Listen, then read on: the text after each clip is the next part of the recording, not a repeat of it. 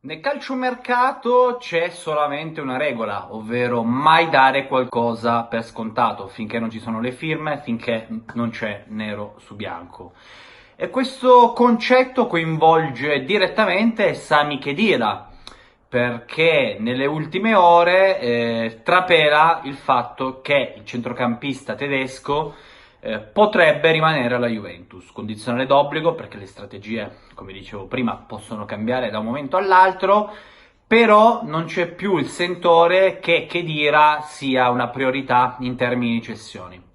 Perché? E qui si scatenano più correnti di pensiero. C'è chi dice che sia un calciatore con un contratto oneroso e quindi invendibile.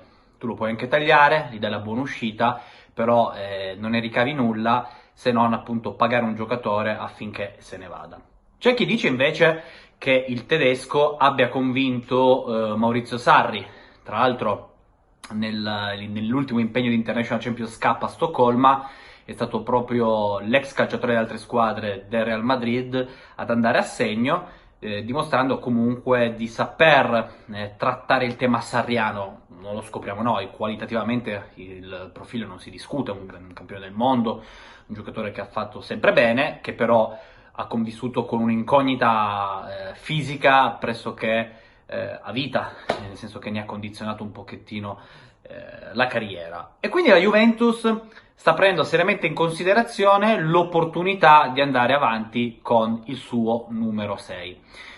Nulla di deciso, nulla di scontato, ma siccome offerte ufficiali non ne sono arrivate, ovvero qualche club turco, Besiktas, Fenerbahce, ha avuto modo di dialogare con l'entourage di Khedira, così come Wolverhampton, però sai, tutte piste che non sono decollate.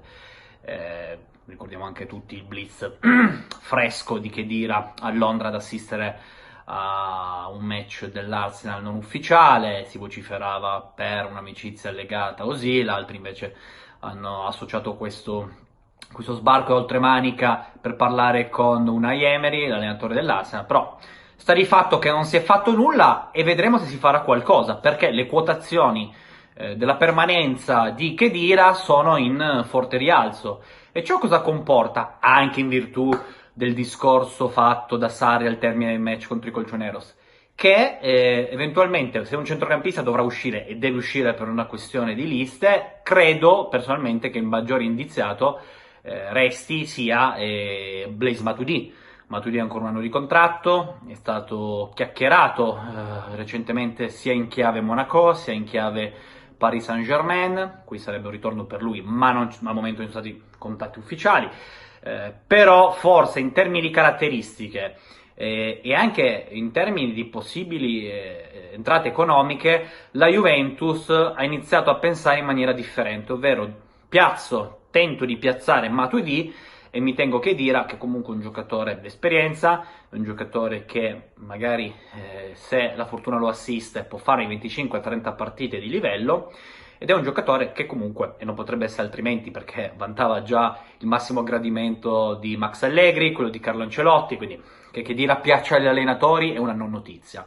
Che dirà resti alla Juve invece mi sembra invece che sia una notizia piuttosto importante e quindi su cui soffermarsi. Parallelamente la Juve inizia a scremare l'organico perché, lo abbiamo scritto ieri su Gol, è fatta per il rientro di Luca Pellegrini al Cagliari, dove aveva trascorso la seconda parte della passata stagione dalla Roma.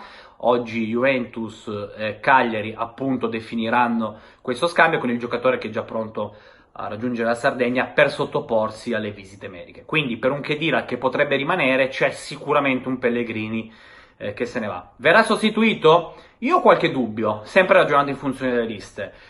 Secondo me la Juve può anche ipotizzare di considerare Quadrado terzino destro e quindi alternarlo con Danilo e spostare De Sciglio a sinistra come vice Alexandro. Da qui non si scappa perché credo che un altro terzino la Juve non se lo possa permettere, ovviamente in maniera non economica ma numerica, considerando ormai questi celeberrimi 5 tagli da fare, perché uno è stato fatto ed è appunto Pellegrini che torna al Cagliari. Fatemi sapere cosa ne pensate qui nei commenti, sia sul fronte Khedira sia sul fronte Terzini, se questa idea che io mi sono fatto di Quadrado secondo voi sarà la via maestra o invece se sto sbagliando.